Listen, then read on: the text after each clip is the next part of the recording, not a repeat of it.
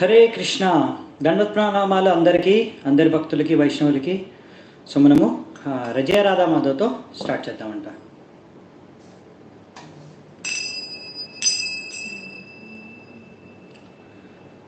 జయ రాధా మాధవ కుంజ బిహారీ,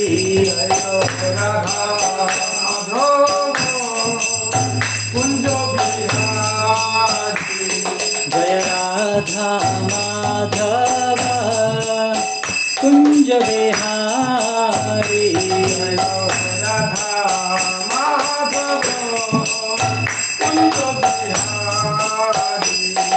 జయ రాధా మాధవ కుంజ బిహారీ,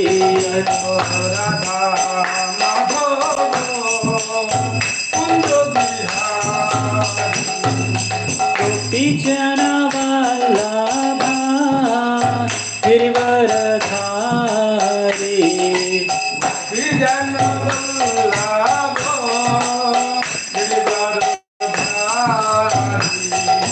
गोपीजन वल्लभा गिरिवरधारी,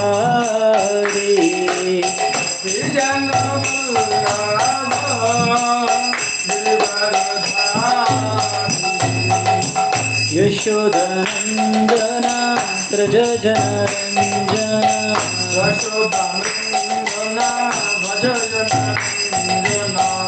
यशोदनंदन व्रज जनरंजन,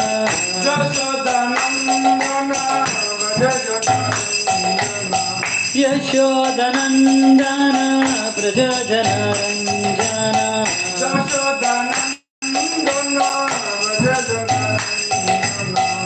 यमुना तेरा वनचारी,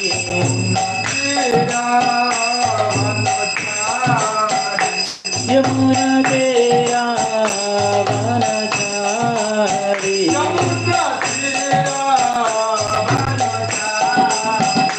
जय राधा माधव कुंज बिहारी,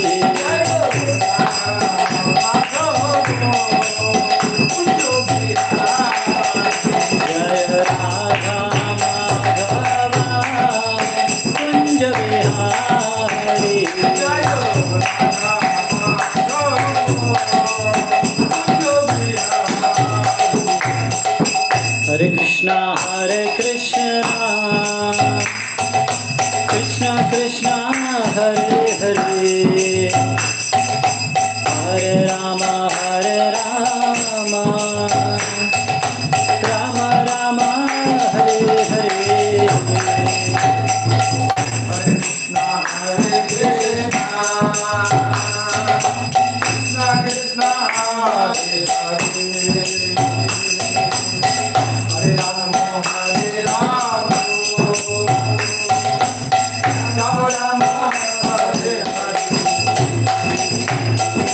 हरे कृष्णा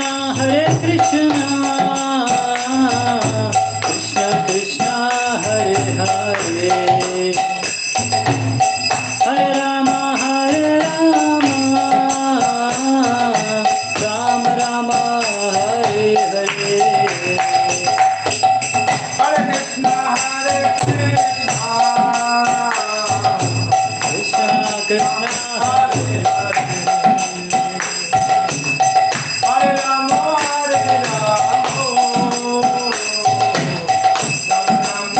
हरे हरे, हरे कृष्णा कृष्णा कृष्णा हरे हरे,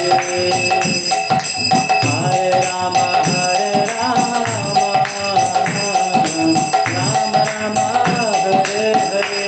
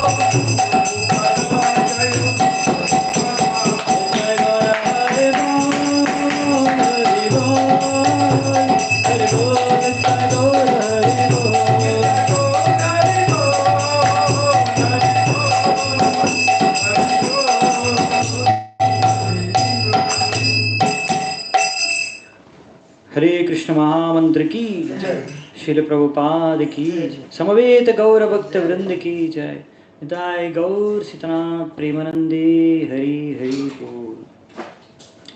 हरे కృష్ణ. సో మనం ఇప్పుడు ముందు మంగళాచరణ చేసుకొని తర్వాత మన చర్చని ఆరంభిద్దామంట. ఓం అజ్ఞానతిమిరంధస్య జ్ఞానంజనాశలాకయా చక్షురున్మిలితం येन తస్మై శ్రీగురవే నమః. శ్రీచైతన్యమనోభీష్టం స్థాపితం येन భూతలే స్వయం రూపః కదా మह्यं దదాతి స్వపదాంతికం. వందేహం శ్రీగురూన్ శ్రీయుతాపదకమలం श्रीगुरून् वैष्णवांश्च श्रीरूपं साग्रजातं सहगना रघुनाथान्वितां तं सजीवं साद्वैतं सावधूतं परिजनासहितं कृष्णचैतन्यदेवं श्रीराधा कृष्णपादान् सहगना ललिता श्रीविशाखान्वितांश्च. नमा ओं विष्णुपादाय कृष्णप्रेष्ठाय भूतले श्रीमते भक्तिवेदान्त स्वामिनिति नामिने. नमस्ते सारस्वते देवे गौरवाणी प्रचारिणे निर्विशेषशून्यवादी पाश्चात्यदेशतारिणे. नमो महावदन्याय कृष्णप्रेमप्रदायते कृष्णाय कृष्णचैतन्या नामिने गौरत्विषे नमः. हे कृष्णा करुणा सिन्धु दीनबन्धु जगत्पते गोपेश गोपिका कान्त राधा कान्त नमोऽस्तुते.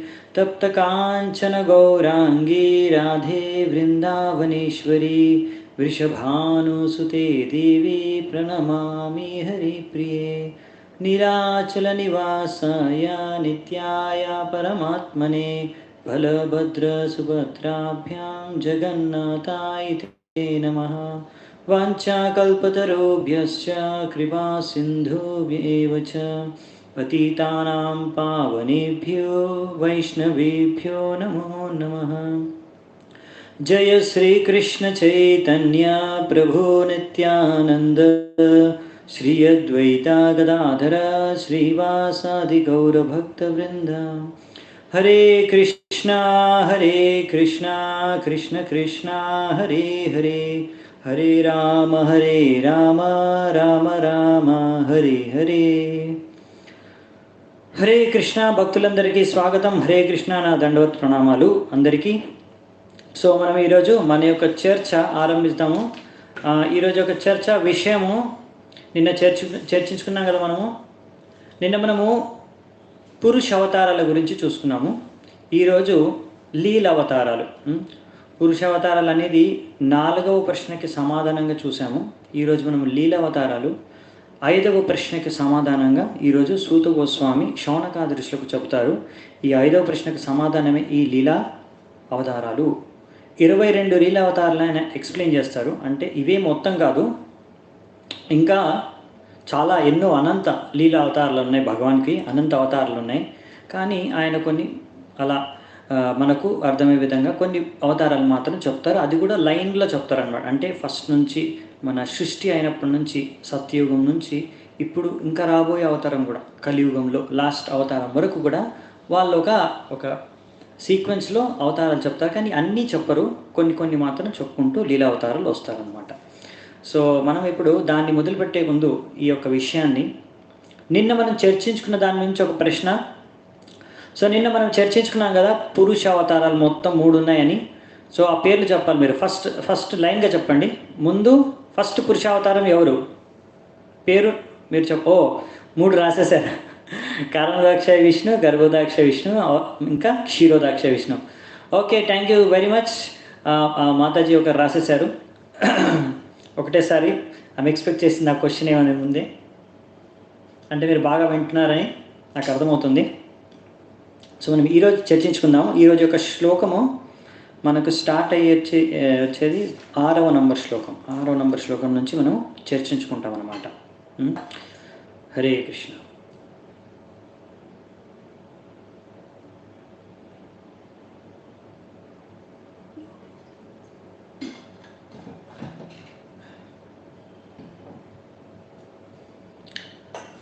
సో శ్లోకాన్ని చూద్దామంట.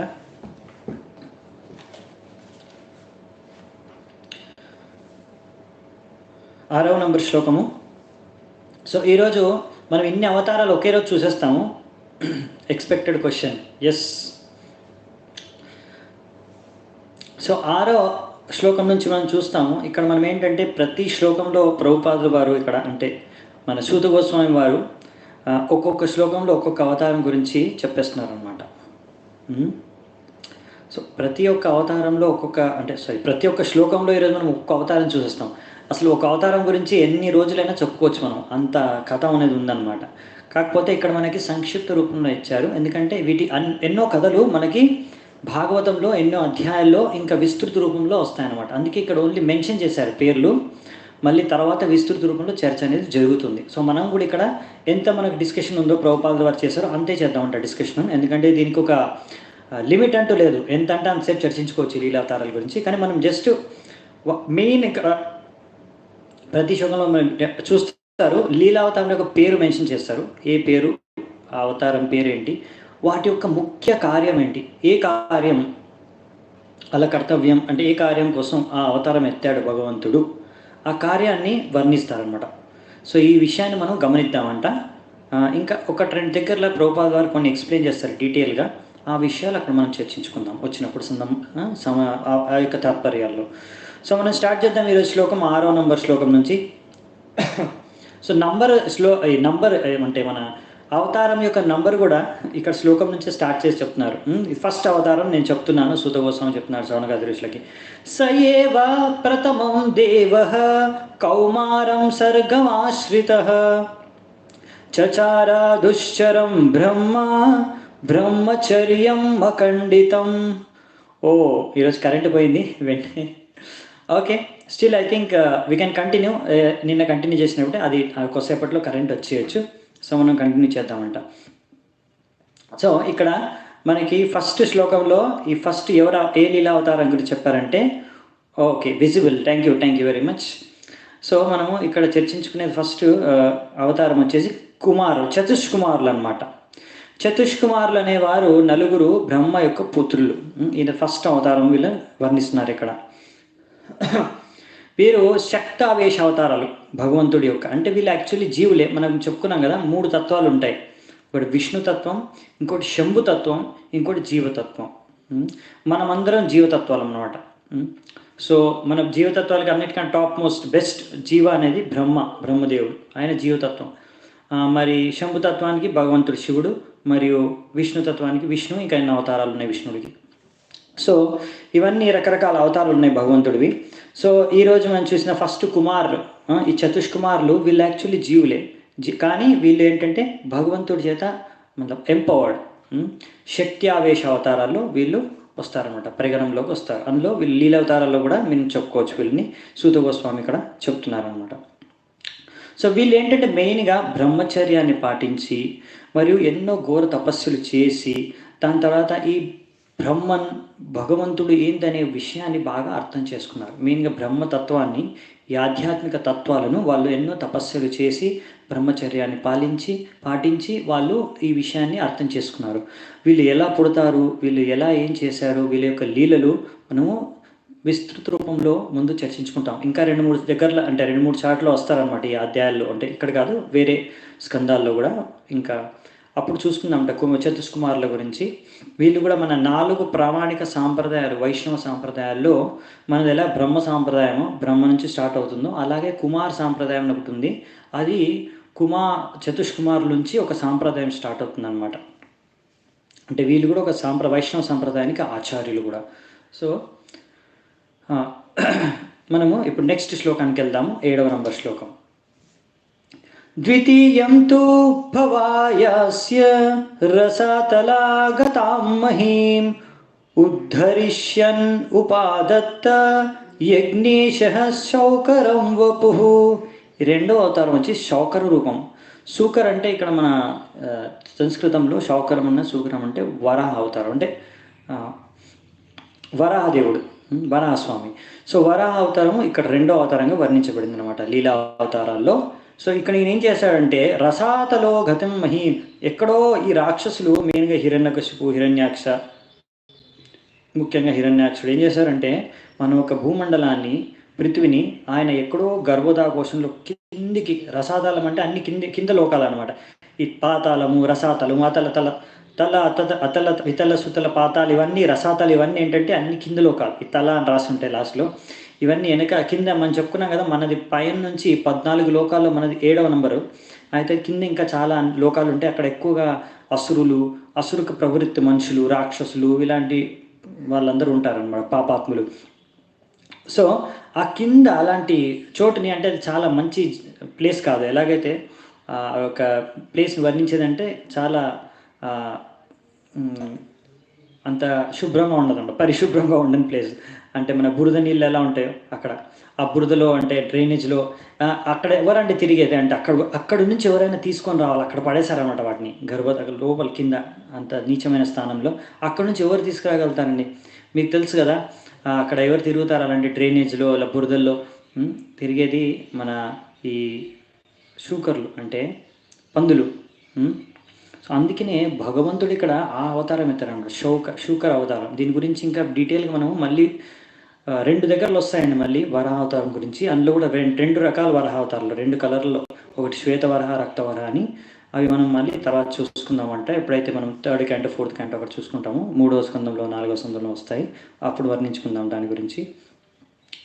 సో ఇక్కడ వచ్చేసి ఈ వరాహ అవతారం ఎత్తి భగవంతుడు ఆయన చేసిన ముఖ్య లీల ఏంటంటే మన యొక్క భూమండలం, పృథ్వీ ఏదైతే కింద గర్భోదాకోశంలో కింద రసాతలం దగ్గర పడిపోయిందో, నీచమైన స్థానాలు వాళ్ళు రాక్షసులు తీసుకెళ్ళిపోయారో, అక్కడి నుంచి ఎత్తి మళ్ళీ పునఃస్థాపించారన్నమాట. ఎక్కడైతే మన ఈ యొక్క జగత్తులో సృష్టి స్థానం, దాని స్థానం ఎక్కడుందో మళ్ళీ ఆ స్థానంలో దాన్ని సరిగ్గా పెట్టారనమాట.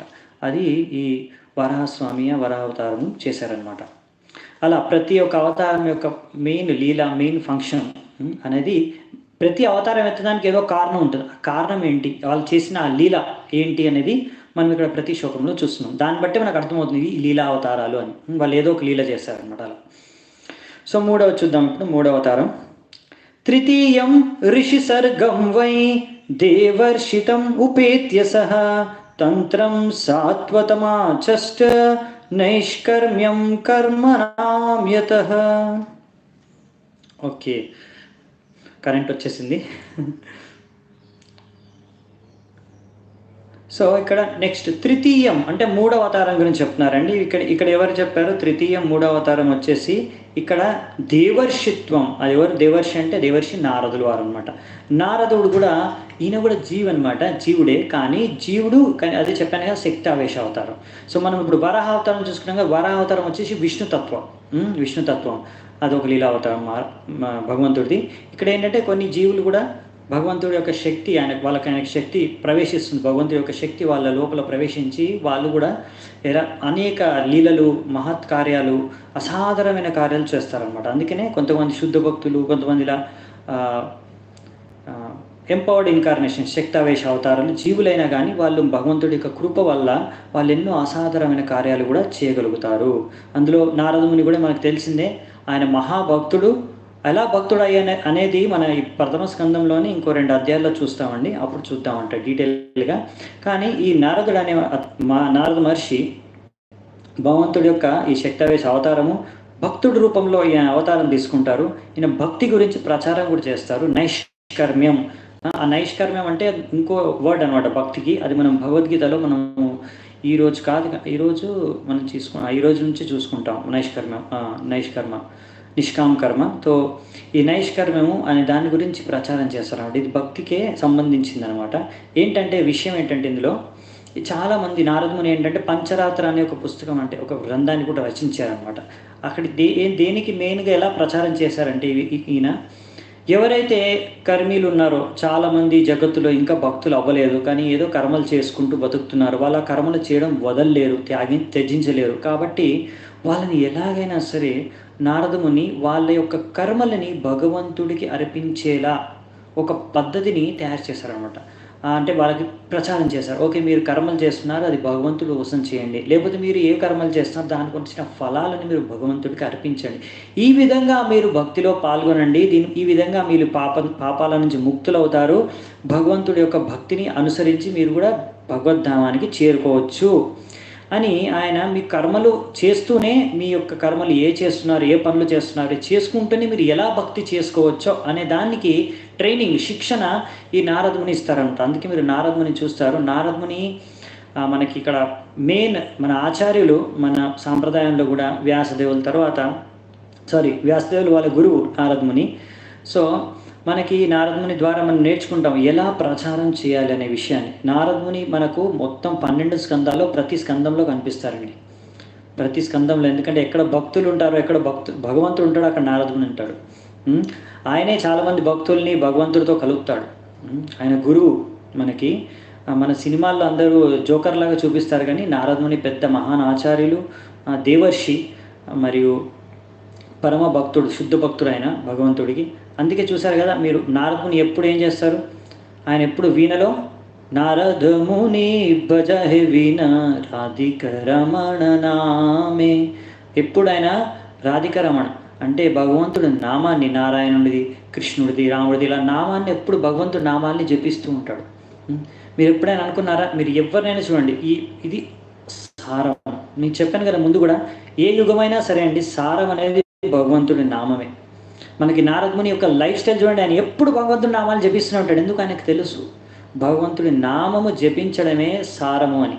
ఆయన ఎప్పుడు భగవంతుడి నామాలని, భగవంతుడి గుణగానాలని కీర్తిస్తూనే ఉంటాడు. మరియు ఆయన ఎప్పుడు ప్రచారానికి తిరుగుతూ ఉంటాడు అనమాట. ఆయన ఎప్పుడు ఎవరు కనిపిస్తే వాళ్ళకి ఎవరిని ఎలా భక్తుల్ని చేయాలో అది ఆయన పని. ఎలా అయినా సరే వీళ్ళని భక్తుని చేసి భగవంతుడి దగ్గరికి తీసుకెళ్ళాలి. సో ఇలా ఇది నారదుడి యొక్క మహాన్ గొప్పతనం. అది మనం మొత్తం భాగవతంలో ప్రతి స్కందంలో ఆయన యొక్క ఈ యొక్క ప్రచారాన్ని ఎలా భక్తులుగా మారుస్తారో, ఎంతోమందిని ఆ విషయాన్ని మనం కొన్ని చోట్ల వేల మందిని కూడా ఆయన భక్తులుగా తయారు చేస్తారు. అవన్నీ మనము ప్రతి స్కందంలో నారదముని యొక్క లీలలు చూస్తాం అన్నమాట. ఎలాగైతే ప్రభుపాదులు వారు చెప్తున్నారో ఒక ఎగ్జాంపుల్ ఇక్కడ ఉదాహరణ ఇచ్చారనమాట. ఎవరికైతే ఒకవేళ చాలా ఎక్కువగా పాలు తాగేసి వాళ్ళకి ఏమైనా లూజ్ మోషన్ డయేరియా అయిందనుకోండి, విరోచనాలు అయ్యాయనుకోండి, అప్పుడు దానికి విరుగుడు ఏంటంటే దానికి మన డాక్టరు ఫిజిషియను డాక్టర్ గారు ఏం చెప్తారంటే, మీరు ఇప్పుడు పాలు తాగకండి కానీ పెరుగు తినండి అని. పెరుగు తింటే మీకు ఆ విరోచనాలు తగ్గిపోతాయి, డయేరియా తగ్గిపోతుంది, ఈ సమస్య నుంచి మీరు ముక్తి చెందుతారా అని. సో ఇలాగా అంటే నారదముని కూడా అలాగే అన్నమాట. మీరు ఎలాగో ఏదో తినాలన్నమాట, తినడం వదిలేరు. ఓకే అంటే కర్మలు మీరు చేస్తున్నారు కదా, అదేదో ఇలా చేయండి, కర్మలు ఇలా అర్పించండి, దాన్ని కొద్దిగా మాడిఫై చేస్తారన్నమాట. ఇప్పుడు పెరుగు అనేది కూడా పాల నుంచే వచ్చిందండి, అవునా? కానీ పాలు చేసే పనికి మీకు సమస్య వస్తుంది, దాన్ని కొద్దిగా మాడిఫై చేసి పెరుగు రూపంలో మీరు తీసుకుంటే అదే సమస్య పరిష్కారం అయిపోతుంది. అలాగే మీరు ఏవైతే కర్మలు చేస్తున్నారో వాటినే కొద్దిగా మాడిఫై చేసి ఈ విధంగా మీరు కర్మలు చేసుకొని ఈ విధంగా భగవంతుడి సేవలో పెట్టుకుంటే కర్మలు, అప్పుడు మీకు ఎలా భగవంతుడి భక్తి లభిస్తుంది అనే విషయాన్ని నారదముని చేస్తారన్నమాట. అందుకే ఇక్కడ ఆ ఉదాహరణని ప్రభుపాదుల వారు ప్రస్తుతించేశారు మనకి. మనం నెక్స్ట్ శ్లోకానికి వెళ్దాం. 9వ నంబర్ శ్లోకం. తుర్యే ధర్మకాల సర్గే నరనారాయణ వృషి భూత్వాత్మోపశమోపేతం అకరో దుశ్చరం తపః. సో ఇక్కడ ఏమంటున్నారంటే 4వ ఇన్కార్నేషన్, అంటే తుర్య అంటే 4వ అవతారం. ఎవరు? నరనారాయణ ఋషులు. ఈ నరనారాయణ ఋషులు అంటే వీళ్ళు ట్విన్స్, జుడువా కవలలు అన్నమాట. వీళ్ళిద్దరు కవలలు ఎవరికి పుట్టారంట? ధర్మ అనే ఒక రాజు పేరు ఉంది, ఆయన యొక్క రాణి గర్భంలో వీళ్ళిద్దరూ జన్మించారు. వీళ్ళు భగవంతుడికి అవతారమే నరనారాయణ ఋషులు. వీరు ఎంతో కఠోరమైన తపస్సులు చేసి ఎలా మన ఇంద్రియాల్ని నిగ్రహించుకోవాలో అనే విషయాన్ని మనకు నేర్పించారనమాట. అది ఇప్పుడు కూడా అంటే ఎక్కడ చేశారో? బద్రికాశ్రమంలో అనమాట. ఇప్పుడు కూడా మీరు వెళ్తే బద్రీనాథ్లో వెళ్తే అక్కడ హిమాలయాల దగ్గర అక్కడ బద్రీనారాయణ్ అనే విగ్రహం ఉంటుంది. అక్కడ దేవుడి పేరు నారాయణుడి పేరు. బద్రీనారాయణతోనే మనం అక్కడ విగ్రహాన్ని దర్శించుకుంటాం, పూజ చేసుకుంటాం. అక్కడే ఈ నరనారాయణ ఋషులు అక్కడ తపస్సు చేశారనమాట. ఇప్పుడు కూడా బద్రీనారాయణ విగ్రహం అక్కడ ఉంది. సో ఒకసారి ఈ నరనారాయణ ఋషులు ఎంత కఠోర తపస్సు చేసి వాళ్ళు ఎలా నియంత్రించుకున్నారంటే ఇంద్రియాల్ని, భగవంతుడు కదా నియంత్రించుకున్నారంటే, ఒకసారి ఇంద్రుడికి భయం వేసి కామదేవుడిని పంపిస్తే ఎంతోమంది అప్సరలను తీసుకొచ్చి వాళ్ళు ఏ మాత్రమో కొంచెం కూడా వాళ్ళు నరనారాయణ ఋషుల్ని డిస్టర్బ్ చేయలేకపోయారు అనమాట. వాళ్ళని విచలితం డిస్టర్బ్ చేయలేకపోయారు వాళ్ళ తపస్సుని. అప్పుడు నారాయణ ఋషి చూసి వీళ్ళని, కామదేవుని చూసి ఆయనకు అర్థమైపోయింది, ఇంద్రదేవుడు భయపడి పంపించాడు, ఎక్కడ ఆయన యొక్క స్థానాన్ని నేను ఆక్రమించుకుంటానో తపస్సు శక్తితో అనేసి, ఓకే మీరేం భయపడకండి, నేనేం మిమ్మల్ని ధ్వంసం చేయను, మీకేం శాపం ఇవ్వను, మీరే. అప్పుడు ఆయన ఒక తొడ నుంచి, ఉరు అంటారు, మనం ఫస్ట్లో కూడా గుర్తు చేసుకున్నాం, సంస్కృతంలో తొడని ఉరు అంటారు. తొడ నుంచి ఒక అప్సరను సృష్టించారు, ఆమె పేరు ఊర్వశి. ఆ ఊర్వశిని అప్పుడు మీ స్వర్గానికి, మీ ఇంద్రుడికి నేను మీ స్వర్గానికి గ్రహానికే నేను ఒక గిఫ్ట్గా నా తరఫు నుంచి ఇస్తున్నాను, తీసుకుని వెళ్ళండి అని ఆయన తరఫున వాళ్ళకి ఆ కామదేవుడికి ఆ ఊర్వశిని ఇచ్చి పంపిస్తారనమాట ఇంద్రుడికి. సో ఇలా అన్నమాట. ఆయన భగవంతుడు ఏ అప్సరసల వల్ల ఆయన ఎప్పుడు దానికి లొంగడు అనమాట, ఆ ప్రభావానికి దానికి. ఎందుకంటే ఆయన నుంచే ఇవన్నీ ఇదంతా సృష్టి అంతా వచ్చింది ఆయన నుంచే, అవునా? కనుక ఇది మనకు నేర్పిస్తాడు అనమాట. ఇక్కడ నరనారాయణ ఋషి ఎలా ఆయన భగవంతుడని కూడా మనకు తెలుస్తుంది. ఇంకోటి ఏంటంటే ఆయన ఎలా మనం ఇంద్రియాలని నిగ్రహించుకోవాలి అవి మనకి నేర్పిస్తారనమాట. సో నెక్స్ట్ వచ్చేసి మనం ఇంకొక శ్లోకానికి వెళ్దాం, 10వ నంబర్ శ్లోకానికి. పంచమ కపిలో నామ సిద్ధేశ కాల విప్లుతం ప్రోవాచా సూర్యే సంఖ్యం తత్వగ్రామ వినిర్ణయం. ఈయన కపిల ముని, ఈ పంచమహ అంటే 5వ అవతారంగా కపిలముని వచ్చాడు. ఆయన ఏం చేశారంటే సాంఖ్య అంటే మనము ఇక్కడ మెటాఫిజిక్స్ ఇంగ్లీష్లో రాశారు. సో ఇది ఒక ఆసురి బ్రాహ్మణ అనే ఒక ఆయన పేరు ఉంది, ఆసురి అనే బ్రాహ్మణ పేరు, ఈయన బోధించాడు అనమాట. సో ఈయన ఈ సాంఖ్య ఫిలాసఫీ తత్వాన్ని బోధించాడనమాట. ఈ తత్వంలో మనకి మొత్తం ఈ ప్రకృతిలో ఎన్ని పదార్థాలు ఉన్నాయో అని దాన్ని విశ్లేషించి బాగా అర్థం చేసుకొని ఈ జడ జగత్ అంటే ఏమిటి, ఇది ఎక్కడి నుంచి వచ్చింది, మనం ఆత్మ జడ జగత్తుకి జడ పదార్థానికి ఆత్మకి యొక్క భేదం ఏమిటి, ఇలా విశ్లేషించి అర్థం చేసుకుంటారన్నమాట మొత్తం సృష్టిని, భగవంతుడి యొక్క గొప్పతనాన్ని. సో ఇది మనకి శిక్షలు కూడా ఇంకో ఎన్నో శిక్షలు కూడా కపిల్ దేవ్ శిక్షలు 3వ స్కందంలో వస్తాయి మనకి. అక్కడ ఆయన యొక్క తల్లి దేవహూతికి ఆయనే బోధిస్తాడనమాట ఈ తత్వాల్ని. మనం అక్కడ చర్చించుకుందాము, ఇంకా విస్తృత రూపంలో చాలా చర్చలు ఉన్నాయి. కపిల్ దేవ శిక్షలని అక్కడ ఉంటాయి. మనకు ప్రభుపాదుల వారి పుస్తకం కూడా ఉంది, కపిల్ దేవ శిక్షలని. అవి ఇక్కడి నుంచి భాగవతం నుంచే రాశారు. ఎన్నో పుస్తకాలు అలా కుంతి మహారాణి శిక్షలు, ప్రహ్లాద్ మహారాజ్ శిక్షలు, అంటే కుంతి మహారాణి ప్రార్థనలు, ప్రహ్లాద్ మహారాజ్ శిక్షలు, ఇలా ఇంకా మన 2వ జన్మ, పునర్జన్మ, ఇలా చాలా పుస్తకాలు ఉన్నాయి కదా. అవన్నీ మనకి భాగవతంలోంచే రాశారనమాట ఆ పుస్తకాలు ప్రభుపాదుల వారు. సో ఇవన్నీ కథలు, ఇవన్నీ చర్చలు మనము భాగవతంలో చూస్తాము. ఇప్పుడు మనము 11వ నంబర్ శ్లోకానికి వెళ్దామంట. ఇక్కడ 6వ అవతారం గురించి చెప్తున్నారు. 6వ అవతారం. షష్టమత్రేరపత్యత్వం వృతః ప్రాప్తోనుసూయయ అన్వీక్షికీమలర్కాయ ప్రహ్లాదాదిప్య ఊచివాన్. ఇక్కడ ఈ 6వ అవతారం పేరేంటంటే దత్తాత్రేయ అవతారం. ఆయన పుట్టింది ఎవరికి? అత్రి మరియు అనసూయకి. ఆయన అత్రి అనసూయకి ఈయన జన్మించారు 6వ అవతారంగా భగవంతుడు. ఆయన పేరు దత్తాత్రేయ. ఈయన ఈ యొక్క ఆధ్యాత్మిక తత్వ బోధనల శిక్షణలను చాలా మందికి ఇచ్చారనమాట. చాలా ముఖ్యమైన వ్యక్తులకి. ఎలాగంటే అలర్క, ప్రహ్లాదుడికి కూడా ఈయన శిక్షణలు ఇస్తాడు. ఈ శిక్షణల గురించి ప్రహ్లాదుడికి ఇచ్చే ఈ శిక్షణలు మనం భాగవతంలో చదువుకుంటాము. ఎన్నో స్కందాల తర్వాత వస్తుంది, అప్పుడు చూద్దామంట దాన్ని. ఇంకా అలాగే యదు, హయహయ, ఇలా ఎంతోమంది రాజులకు, ఎంతోమంది గొప్ప వ్యక్తులకు ఆయన శిక్షలు ప్రసాదించాడు. అయితే బ్రహ్మాండ పురాణంలో ఈ యొక్క దత్తాత్రేయుని యొక్క కథ, జన్మ కథ, దివ్య కథ అక్కడ వస్తుందన్నమాట. అక్కడ రాస్తుంది. ఎప్పుడైతే అనసూయాదేవి ఆమె ప్రార్థించిన తర్వాత బ్రహ్మ, విష్ణు, శివులకు ప్రార్థించిందనమాట. మీరు నా చేత ప్రసన్నులైతే నాకు మీ అందరూ కలిసి ఒక రూపంలో నాకు జన్మించండి, ఒక పుత్రుడి రూపంలో అని. అప్పుడు ఆమె కోరిక మేరకు ఆయన దత్తాత్రేయ రూపంలో జన్మిస్తాడు భగవంతుడు. అన్ని ముగ్గురు త్రిమూర్తులు కలిసి. ఆ విషయాన్ని ఇక్కడ ప్రభుపాదుల వారు తాత్పర్యంలో తెలిపారు. నెక్స్ట్ 12వ శ్లోకం, 7వ అవతారం. తతః సప్తమా ఆకూత్యాం రుచేర్యజ్ఞోభ్యజాయత సయమాధ్యైసురగణైర్ ఆపత్ స్వయంభువాంతరం. సో ఇక్కడ 7వ అవతారంగా యజ్ఞ ఆయన పేరు వచ్చేసి యజ్ఞ. ఆయన ప్రజాపతి రుచికి పుత్రుడుగా, మరియు ఆయన ఒక పత్ని ప్రజాపతి రుచి, ఆయన పత్ని అకూతికి పుత్రుని రూపంలో వస్తాడు. ఆయన పేరు యజ్ఞ. ఆయన మన్వంతరు అంటే స్వయంభూ మనువు సమయంలో ఎవ్వరూ ఇంద్రుడు లేకపోతే, చెప్పాను కదా ఈ ఇంద్ర ఇవన్నీ దేవతలు కూడా ఒక జీవులే. వాళ్ళకి ఒక అర్హత దొరికినప్పుడు వాళ్ళ పోస్ట్, ఆ పదవి వాళ్ళకి దక్కుతుందనమాట. ఆ సేవ వాళ్ళకి భగవంతుడు చేయడానికి దక్కుతుంది. అయితే ఒక్కొక్కసారి మన క్వాలిఫైడ్ ఎవరి యోగ్య వ్యక్తి లేకపోతే, ఇంద్రుడు అవ్వడానికి కానీ, మనువు అవ్వడానికి కానీ, లేకపోతే బ్రహ్మదేవుడు కూడా అవ్వడానికి కానీ, అప్పుడు భగవంతుడు స్వయంగా ఒక అవతారం ఎత్తి ఆ యొక్క కార్యాన్ని నిర్వహిస్తాడనమాట.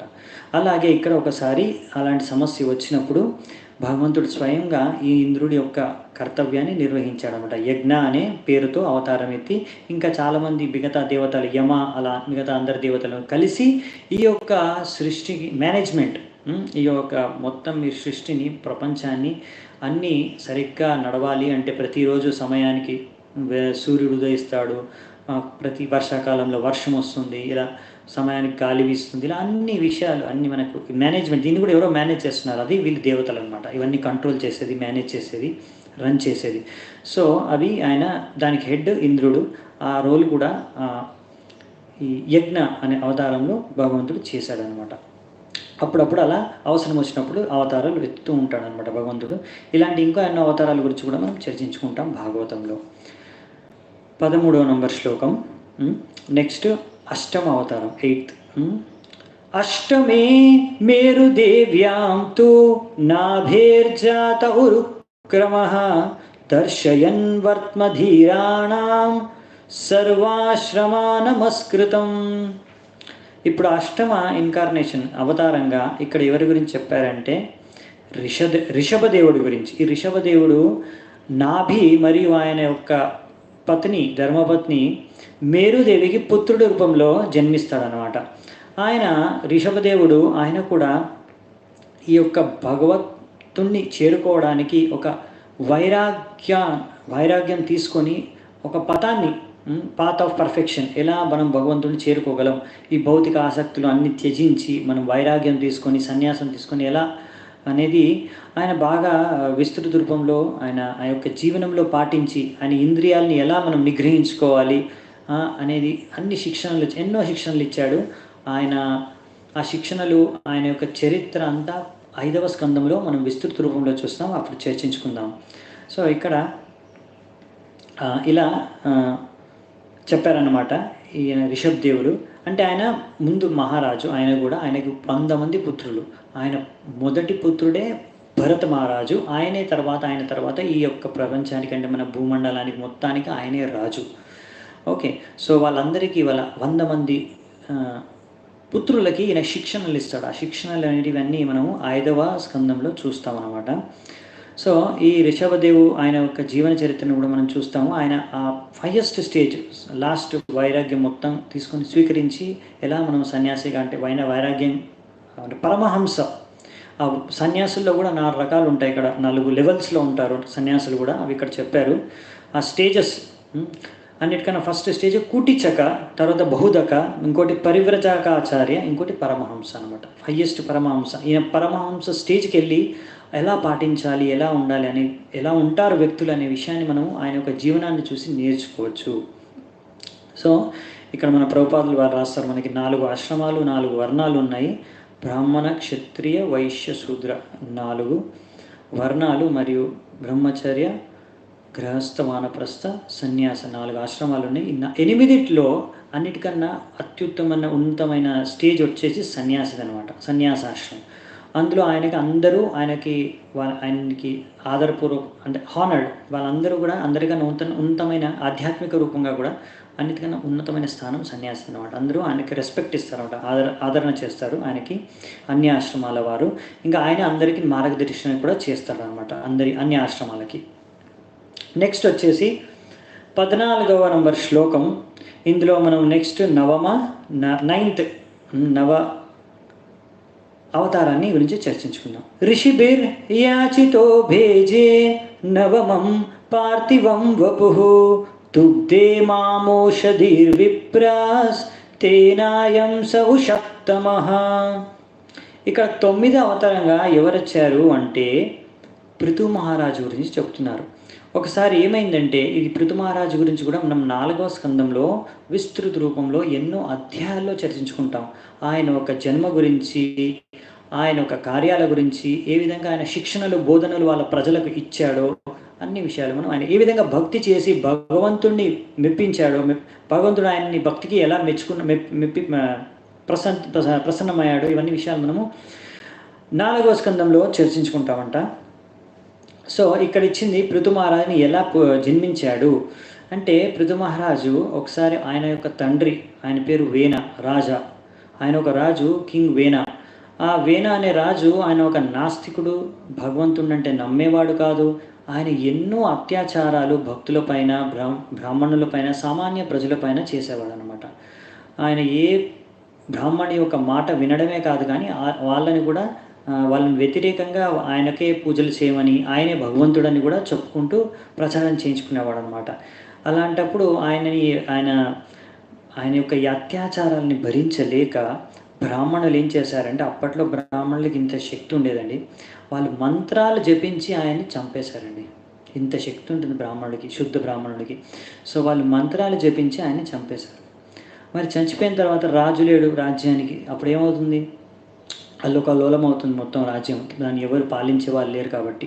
అందుకని రాజు అనేది అవసరం అనేసి వాళ్ళు ఏం చేశారు, మళ్ళీ ఆ యొక్క శరీరాన్ని మంతనం చేసి, ఆ మంతనం చేసిన శరీరం నుంచి ఈ పృథు అనే మహారాజు బయటకు వచ్చాడు. ఈయన కూడా భగవంతుడి యొక్క శక్తావేశ అవతారం. ఈయన గురించి కూడా మనం విస్తృత రూపంలో చర్చించుకుంటాము.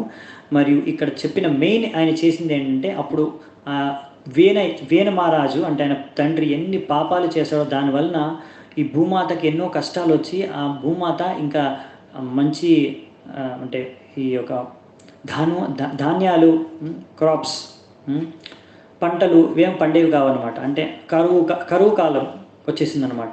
అలా ఎన్నో కష్టాల్లో ప్రజలు ఉన్నప్పుడు వాళ్ళకి తినడానికి తిండి కూడా లేకుండా అలాంటి పరిస్థితిలో చేరుకున్నారంట ప్రజలు. ఎందుకంటే ప్రకృతి సహకరించట్లేదు. ఎందుకంటే మంచి రాజు లేకపోతే ప్రకృతి సహకరించదు అనమాట. ప్రకృతి వైపరీత్యాలు ఏర్పడతాయి. మంచి రాజు సరిగ్గా పాలించకపోతే, భగవంతుడి యొక్క నియమానుసారాలుగా వాళ్ళు ఈ రాజ్యాన్ని వేయలేకపోతే అప్పుడు ప్రకృతి, భూమాత, ఇంకా గావి అంటే ఆవులు, ఇవన్నీ ప్రాణులు, ఏ ప్రాణి, చెట్లు, పుట్టలు అంటే సముద్రాలు అసలు ఏవి సహకరించవు అన్నమాట, ప్రకృతిలో ఉన్నాయి. సో అందుకని చాలా కష్టాలు పడుతుంటే ప్రజలు వాళ్ళందరి కష్టాలను తీరుస్తాడనమాట పృథు మహారాజు. అసాధారణమైన అద్భుత కార్యాలు చేస్తాడు. దానివలన పృథ్వీ మన భూమాత ఎంతో సంతోషించి ఏవైతే అన్ని దాచిపెట్టిందో అన్ని పంటలు, అన్ని ధాన్యాలు అన్నిటిని ప్రసాదిస్తుంది. అలా మొత్తం ప్రకృతి ఎంతో సహకరించి మళ్ళీ ముందు ఎలా ఉండాల్సిందో సమృద్ధంగా ప్రకృతి అనేది తయారవుతుందన్నమాట. సో ఆయన ఇంకెన్నో రకరకాల లీలలు చేశాడు. అవన్నీ మనము తర్వాత 4వ స్కందంలో చర్చించుకుందాం. ఇక్కడ అన్నీ మీకు ట్రైలర్ ఇస్తున్నారన్నమాట, శాంపుల్స్ ఏమేమి మనం భాగవతంలో ముందు చూడబోతున్నాము అని. సో మీకు ఓన్లీ ఇంట్రెస్ట్ క్రియేట్ చేస్తున్నారు ఇక్కడ సూత గోస్వామి వారు. నెక్స్ట్ 15వ నంబర్ శ్లోకం. రూపం సజగ్రే మాత్స్యం చాక్షుషోదధి సంప్లవే నావ్యారోప్య మహీమయ్యా ఆపాద్వైవస్వతం మనుం. అయితే ఇది ఇంకొక అవతారం, నెక్స్ట్ అవతారం. ఎన్నో నంబర్ ఇది అవతారం ఇప్పుడు మనం చర్చించుకుంటున్నాం. ఇప్పటివరకు చూసాము 9th ఇన్కార్నేషన్ అయిపోయింది. 10వ అవతారమా 10వ అవతారం ఈరోజు. సో ఇక్కడ ఏముందంటే, ఒకసారి మనం మనువులు ఉంటారని చెప్తున్నాం కదా, మొత్తం 14 మనువులు ఒక రోజు బ్రహ్మలో. అందులోంచి ఇప్పుడు మనకు కరెంట్ మనువు వచ్చేసి వైవస్వత మను. దీనికన్నా ముందున్న మనువు అది చాక్షుష మను. చాక్షుష మను ఎండ్ అయిపోయిన తర్వాత, అంటే ఎప్పుడైతే ఆయన యొక్క సమయం సమాప్తించిందో, ఇంకా వైవస్వత మను స్టార్ట్ అయ్యే ఆ గ్యాప్లో, ఆ మీన్ టైం మధ్యలో సమయంలో ఎంతో ప్రళయం వచ్చేసి మొత్తం అంతా ప్రపంచం అంతా సృష్టి అంతా మునిగిపోతుంటే, అప్పుడు ఈ భగవంతుడు మత్స్య అవతారం, మనం మత్స్య అవతారం దశావతారాల్లో కూడా వస్తుంది మత్స్య అవతారం. ఆ మత్స్య అవతారాన్ని దాల్చి ఆయన ఒక నావలో అందరు రాజుల్ని, ఋషుల్ని, బ్రాహ్మణుల్ని, వైష్ణవుల్ని, ఇంకా అన్ని రకాల ప్రాణుల్ని రక్షించారన్న అందులో నావలో పెట్టి. అప్పుడు ఆయన ఇలా ఎన్నో రకరకాల అద్భుతాల్ని, అప్పుడు ఉన్న రాజు ఆయన పేరు సత్యవ్రత, ఆ సత్యవ్రత రాజుకి అద్భుతాల్ని ప్రదర్శించాడనమాట. ఈ విషయాలు మనకి మన ఆచార్యులు తెలుపుతారనమాట. ఇక్కడ శ్రీధర స్వామి వారు, మరియు జీవ గోస్వామి వారు, మరియు విశ్వనాథ్ చక్రవర్తి ఠాగూర్ వారు. సో వీళ్ళందరూ మనకి ఈ విషయాలు చెప్తారు. అనేక పురాణాల్లో దీని గురించి వర్ణించబడి ఉందన్నమాట. విష్ణు ధర్మోత్తర పురాణం అని, మార్కండేయ పురాణంలో, హరివంశ పురాణంలో, ఇంకా భాగవతామృతం అనే పుస్తకాల్లో దీని గురించి విస్తృత రూపంలో చర్చించబడింది. దీని గురించి కూడా మనం కొద్దిగా భాగవతంలో కూడా చూస్తామంట మిగతా స్కందాల్లో. నెక్స్ట్ 16వ నంబర్ శ్లోకం. సురాసురానాముదధిం మత్నతా మందరాచలం దద్రేకమతరూపేణ పృష్ట ఏకాదశే విభు. ఏకాదశి అంటే 11వ, ఏకాదశి అంటే 11వ అవతారం. ఎవరు? కూర్మ అవతారం. కమత అంటే కూర్మ రూపం, అంటే టార్టాయిస్ అవతారం అంటే కూర్మ అవతారం. సో ఈ కూర్మ అవతారాన్ని దాల్చాడు భగవంతుడు. ఎప్పుడైతే అసుర్ అంటే మన దేవతలు, దానవులు సముద్ర మంథనం అనే ఒక లీల ఉందన్నమాట. అది కూడా మనకు భాగవతంలో వస్తుంది, విస్తృత రూపంలో దాని గురించి జరుగుతుంది. అక్కడ మళ్ళీ మనం చర్చించుకుందాం. కానీ ఇక్కడ చాలామందికి తెలిసే ఉంటుంది, ఇది సముద్ర మంథనం లీలలో దేవతలు, దానవులు ఇరువైపుల నుంచి మంథనం చేశారు మంద్రాచల పర్వతాన్ని తీసుకొని. ఇప్పుడు మంద్రాచల పర్వతాన్ని వాళ్ళు ఒక రాడ్ మంథనం చేయడానికి కావాల్సిన రాడ్ ఉంటుంది కదా. ఇప్పుడు దీన్ని మంథనం చేయాలంటే దీన్ని రాడ్గా చూసుకున్నాం, లేదు దీన్ని రాడ్గా చూసుకున్నాం అనుకోండి, సో ఇది మంత్రాచలం పర్వతం, కానీ దీనికి కింద సపోర్ట్ కావాలి. ఇప్పుడు కింద ఈ స్టాండ్ ఉంది, కింద ఒక సపోర్ట్ ఉంది కదా దానికి, మరి సపోర్ట్గా ఎవరో ఒకరు ఉండాలి కదా. వాళ్ళు సముద్రంలో మంతనం చేస్తున్నారు, కింద సపోర్ట్ లేదు, అది పడిపోతుంది.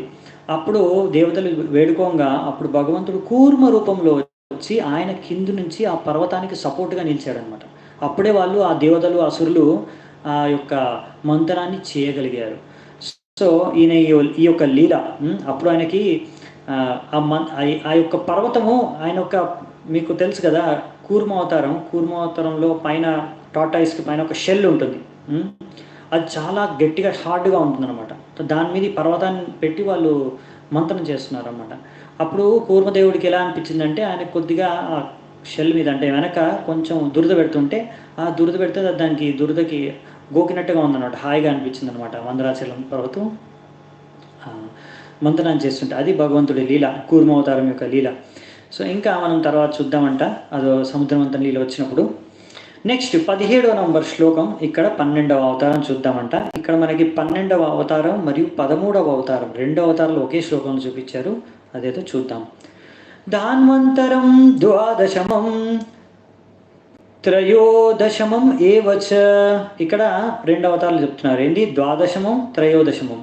ఒకటి ధన్వంతరి, ఇంకొకటి ఆపయాయ చురానన్యాన్ మోహిన్యా మోహయన్ స్త్రియా. ఒక మోహిని మూర్తి స్త్రీ రూపంలో కూడా భగవంతుడి యొక్క దర్శనం అంటే మనకి ఇక్కడ అవతారం తీసుకొని దర్శనం ఇచ్చాడు. అంటే 2 అవతారాలు, ఒకటి ధన్వంతరి అవతారం, ఇంకొకటి మోహిని మూర్తి అవతారం. ఇవి 2 అవతారాలు కూడా భగవంతుడు ఇక్కడ ఎత్తాడు. అయితే ఫస్ట్ ఈ సముద్రం మంతనం చేసినప్పుడు ఎన్నో వస్తాయండి బయటికి, అవన్నీ గురించి మనం చర్చించుకోవట్లేదు. కానీ లాస్ట్కి వచ్చేది ఏంటంటే ధన్వంతరి వస్తాడు. ధన్వంతరి ఆయనే ఆయుర్వేద ఒక విద్యని శిక్షణ ప్రసాదించింది, మరియు ఆయన దానికి కర్త అంటే దేవుడు. సో ఈ ధన్వంతరి ఆయన చేతిలో ఒక అమృత కలశాన్ని తీసుకొని వస్తాడు అనమాట బయటికి, ఆ సముద్ర మంతనం నుంచి. ఆ అమృత కలశాన్ని తీసుకొచ్చినప్పుడు వారు ఏం చేస్తారు, ఆ యొక్క అసురులు వెంటనే ఇప్పుడు ఇద్దరు కలిసి పనిచేసినప్పుడు వాళ్ళు మాకే కావాలి మొత్తం అన్నట్టుగా దాన్ని తీసుకొని ఆయన చేతిలోంచి లాగేసుకొని వెళ్ళిపోయారనమాట. అప్పుడు అమృతాన్ని దేవతలకు ఎలా భగవంతుడు మోహిని మూర్తి రూపంలో వచ్చి వాళ్ళని మోహితుల్ని చేసేసి అసురుల్ని వాళ్ళ నుంచి ఆ అమృతాన్ని తీసుకుని దేవతలకి ఇచ్చారన్నమాట. ఆ యొక్క లీల అందులో 2 అవతారాలు. అసలు ఆ లీలలో ఇంకో అవతారం కూడా ఉంది. ఇప్పుడు 3 అవతారాలు ఒకటే లీలలో. సముద్రమంతన లీలనే కూర్మ అవతారం, మరియు ఇక్కడ మనం చూసామేంటి మోహిని మూర్తి అవతారం, ధన్వంతరి అవతారం, ఇంకో అవతారం కూడా వస్తుంది. అది పైన నుంచి సపోర్ట్ చేస్తుంది అనమాట ఆ అవతారం భగవంతుడిది, మన ఈ మందారాచల పర్వతం. సో ఒక లీలలో 4 అవతారాలు తీసుకుంటాడు భగవంతుడు మన దేవతల కోసం, భక్తుల కోసం, లోక కళ్యాణం కోసం. సో మనం ఇప్పుడు నెక్స్ట్ అవతారం చూస్తున్నాం. అందుకే చెప్పాను ఇక్కడ అన్ని అవతారాలు వర్ణించట్లేదు అని, కొన్ని అవతారాలు మాత్రం సీక్వెన్స్లో వస్తున్నారు. నెక్స్ట్ 18వ శ్లోకం. ఇప్పుడు 13 అయిపోయాయి కదా, 14వ అవతారం ఇక్కడ చూస్తామంటే చతుర్దశం నారసింహం బిభ్రదైతేంద్రమూర్జితం దదర కరజైరూరావ్ ఏరకాం కథకృద్యత. సో మీకు నరసింహావతారం గురించి తెలుసు, నరసింహదేవుని గురించి. ఇక్కడ 14వ అవతారంగా భగవంతుడికి ఇక్కడ నరసింహ అవతారం గురించి చెప్పారు. సో ఆయన ఏం చేశాడు అంటే ఈ యొక్క దైత్యేంద్రుడు ఎవరైతే హిరణ్యకశిపు ఉన్నారో ఆయన యొక్క గోర్లతోని, ఆయన యొక్క వేళ్ళకున్న గోర్లతోని ఆ హిరణ్యకశిపుని ఆయన వధించాడు.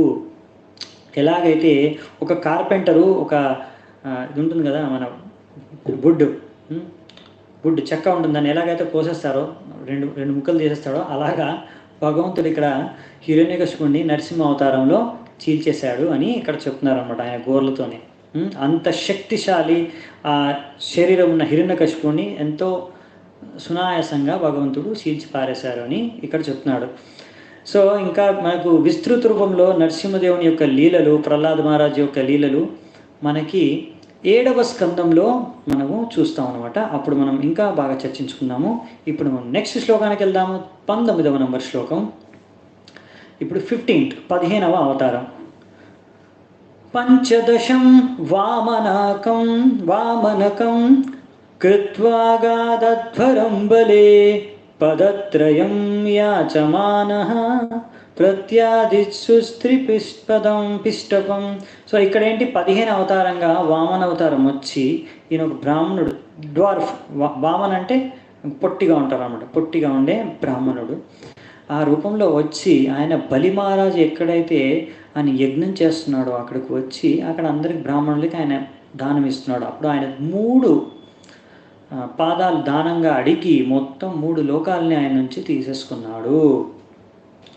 ఈ విధమైన లీలను అక్కడ చేసి, ఎందుకంటే మరి అలా చేసి, ఎందుకంటే ఇంద్రుడు మరియు మిగతా అందరు దేవతలు వాళ్ళ యొక్క సంపత్తిని మళ్ళీ వాళ్ళకి తిరిగి ఇవ్వడానికి ఆయన ఇంద్రుడి యొక్క చిన్న తమ్ముడుగా, అందుకే ఆయన పేరు ఉపేంద్ర, ఇంద్రుడి యొక్క తమ్ముడు. అలా వచ్చి ఆ రూపంలో వచ్చి ఆ బలి మహారాజు నుంచి అన్ని తీసుకొని వాళ్ళకి ఇచ్చేస్తారు. అది పెద్ద కథ, ఎందుకు తీసుకున్నారు, ఎందుకు ఏంటి అనేది. అది మళ్ళీ మనము దాని యొక్క కథ కూడా మనకి ఐ థింక్ 8వ స్కందంలో వస్తుంది అనుకుంటా. అప్పుడు ఆ విస్తృత రూపంలో చర్చించుకుందామంట. భగవంతుడు ఈ లీల అక్కడ చేశారనమాట. నెక్స్ట్ వచ్చేసి 16వ అవతారం. సో మీకు అన్ని ఏవేవి లీలలు మనం చర్చించుకోబోతున్నామో భాగవతంలో ముందు అవన్నీ ఇక్కడ ట్రైలర్ అనమాట. అవతారే షోడశమే పశ్యన్ బ్రహ్మద్రుహో నృపాన్ త్రిసప్తాకృతవ కుపితో నిక్షత్రామకరోన్మహీం. 16వ అవతారంగా భగవంతుడు భృగుపతి అంటే పరశురాముడు అవతారం ఎత్తాడనమాట. ఆయన ఎంత ఈ కోపంతో మొత్తం క్షత్రియుల యొక్క 21 పీడిలు, అంటే 21 జనరేషన్స్ తరాలని, 21 తరాల క్షత్రియుల్ని హతమార్చాడనమాట. అని ఎంత స్పీడ్గా వెళ్ళామంటే మన ఒక మైండ్ ఎంత ఫాస్ట్గా వెళ్ళగలుగుతుంది. ఇప్పుడు మనం ఆలోచించుకుంటే బాంబే వెళ్ళిపోవాలంటే బాంబే వెళ్ళిపోతుంది, అమెరికా అనుకుంటే అమెరికా దగ్గరికి మన మైండ్ వెళ్ళిపోతుంది. అంత ఫాస్ట్గా ఆయన వెళ్ళేవాడంట. ఎప్పుడైనా కొంచెం స్లో అవ్వాలనుకుంటే ఏవైతే విండ్ అంటే మన గాలి ఎలా వెళ్తుందో అలా స్లోగా వెళ్ళేవాడు అప్పుడు. అంటే మామూలుగా ఆయన స్పీడ్గా వెళ్ళేది మైండ్ స్పీడ్లో ఆయన వెళ్ళి అంతమందిని హతమార్చాడంట. ఈ భారతదేశంలో ఉన్న అన్ని క్షేత్రులు, అప్పుడే చాలామంది క్షత్రులకి వెళ్ళి భారత్ నుంచి పారిపోయి వేరే దేశాలకు వెళ్ళిపోయారు. జర్మనీ అటు ఇటు ప్రభుపాద ద్వారా వస్తారు. సో ఎందుకు అంటే అప్పుడు ఏమైందంటే ఇక్కడ క్షత్రియులు బ్రాహ్మణుల పట్ల వాళ్ళు ఆదరణ కోల్పోయి వాళ్ళని హింసించడం, వాళ్ళని అనాదరించడం, ఇంకా వాళ్ళ పట్ల వ్యతిరేకంగా వ్యవహరించడం అనేది జరిగిందనమాట. దానికి కోపంగా బ్రాహ్మణులు, అంటే ఇక్కడ బ్రాహ్మణుల ప్రతినిధిగా పరశురాముడు వాళ్ళని దండించారనమాట. ఆ లీలని మనము తర్వాత చూద్దామంట. నెక్స్ట్ వచ్చేసి 21వ నంబర్ శ్లోకం. ఇప్పుడు ఎన్ని అయిపోయి? 16 అయిపోయి. 17వ అవతారం. తతః సప్తదశే జాతః సత్యవత్యాం పరాశరాత్ చక్రే వేదతరో శాఖా దృష్ట్వా పుంసోల్పమేధసః. సో ఇక్కడ ఎవరి గురించి చెప్తున్నారండి? 17వ ఇన్కార్నేషను సత్యవతి పరాశర ముని యొక్క పుత్రుడు. అది మన వ్యాసదేవుడు. సో వేదవ్యాసులు అంటే వ్యాసదేవుడు కూడా భగవంతుడి యొక్క శక్తావేశ అవతారం. ఓకే, అంటే ఇక్కడ కూడా ఆయన జీవుడు భగవంతుడి యొక్క శక్తి ఈయనలో ప్రవేశించి ఈయన కూడా ఒక భగవంతుడి యొక్క అవతారంగా గుర్తించబడుతున్నాడు. ఈయన చేసిన లీల ఏంటి అంటే ఒక వేదాన్ని ముందు మొత్తం వేద అనేది ఒకటేలా ఉండే ఒకే వేద, కానీ మన యొక్క కలియుగ వాసులు యొక్క అల్పమేధసహ అంటే తక్కువ మేధస్సు ఉంది కదా, ఇది నేను అర్థం చేసుకోలేరు అనేసి మనకు ఈజీగా అంటే బాగా సరళంగా అర్థం కావాలని దాన్ని 4 వేదాలుగా చేశారనమాట. అది మనం చూస్తాము నెక్స్ట్ చాప్టర్లోనే, అది నెక్స్ట్ అధ్యాయంలోనే దాని గురించి విస్తృతంగా వస్తుంది, చూద్దామంట. అప్పుడు ఇంకా ఆ 4 వేదాలు కూడా వీళ్ళకి అర్థం కావనేసి ఇంకా ఇతిహాసాలు, పురాణాలు, ఉపనిషత్తులు, మహాభారతం అన్నీ రాశారనమాట. లాస్ట్కి భాగవతాన్ని రచించారు. సో ఈ విధంగా ఎవరైతే అందరు ఉన్నారో, ఎవరైతే నిమ్న జాతులు వాళ్ళు కూడా, ఇంకా ఎవరైతే బుద్ధి తక్కువ ఉందో వాళ్ళందరూ కూడా అర్థం చేసుకోవచ్చు అని. ఇంకా మనం ముందుకు వెళ్దామంట. 22వ శ్లోకం. ఇక్కడ మనకి 17 అయిపోయాయి. 18వ అవతారం గురించి చూసుకున్నాం. ఇక్కడ ఎవరండి 18వ అవతారం? నరదేవతం ఆపన్నః సురకార్యా చికీర్షయా సముద్ర నిగ్రహాదీని చక్రే వీర్యాణ్యతః పరం. సో ఇక్కడ నరుడి రూపంలో దేవతల యొక్క ప్రార్థనల మేరకు నరుడి రూపంలో ఇక్కడ అవతరించెను భగవంతుడు శ్రీరామచంద్రుడి రూపంలో. అంటే భగవంతుడు రాముడు రూపాన్ని దాల్చాడు భగవంతుడు. సో ఎందుకు అంటే ఇక్కడ ఈ యొక్క దైత్య ఎవరైతే ఉన్నారో రావణుడు ఆయన్ని చంపడానికి ఎందుకంటే దేవతలు ఆయన్ని కోరారు దేవుణ్ణి, అప్పుడు అందుకే దేవుడు ఇలా నర రూపంలో అవతరించాడు. అంతేకాకుండా ఆయన ఒక మహా మహత్ అద్భుత కార్యం చేశాడు. అదేంటంటే సముద్ర నిగ్రహాదీని, సముద్రాన్ని కంట్రోల్ చేశారనమాట. అవునా, సముద్రాన్ని మీరు ఎగ్జాక్ట్గా అంటే ఏం జరిగింది అంటే అప్పుడు ఆ సేతు కట్టే కన్నా ముందు అక్కడ వెళ్తారు. ఇప్పుడు శ్రీలంక అంటే లంక దగ్గరికి వెళ్ళాలి కదా, అప్పుడు ఇప్పుడు కూడా ఆ ప్లేస్ ఉంది, తిరుపుల్లాని అనుకుంటా ఆ ప్లేస్ ఎగ్జాక్ట్ స్పాట్. అక్కడ నుంచి రామ్ సేతు స్టార్ట్ అవుతుంది. అక్కడ నుంచి వెళ్ళి ఇప్పుడు సముద్రం ఎలా దాటాలి అని ఆయన 3 రోజులు అక్కడ కూర్చొని తపస్సు చేశారు సముద్రదేవుడి మీదకి. కానీ సముద్రదేవుడు ఏమీ ప్రకటన అవ్వలేదు, అంటే ముందుకు రాలేదు, దానికి ఆయన దారి చూపలేదు. అప్పుడు కోపంగా ఆ కళ్ళు ఎర్రజీస్తే ఆ సముద్రం అంతా ఆ వేడికి, ఆ కోపానికి మొత్తం వేడికి మొత్తం ఏమంటాం, ఏది నీళ్ళు ఎలా బాయిల్ అయిపోతాయో బాయిల్ అవ్వడం స్టార్ట్ అయిందనమాట. అప్పుడు సముద్రదేవుడు భయపడి వచ్చేసి, భగవంతుడు నేను మిమ్మల్ని గుర్తించలేకపోయాను, మీకు ఏ సహాయం కావాలో మేము చేస్తాము.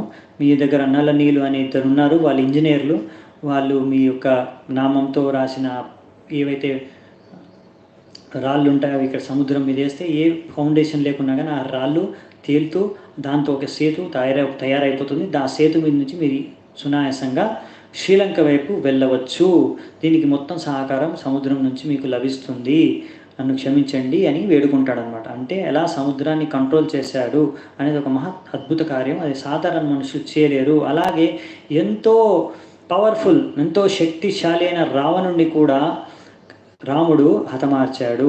సో ఈ లీలలు ఆయన చేశాడు రామావతారంలో, సంక్షిప్త రూపంలో ఇచ్చారనమాట. ఇంకా ఎన్నో లీలలు చేశాడు. రామాయణం చాలా పెద్దది.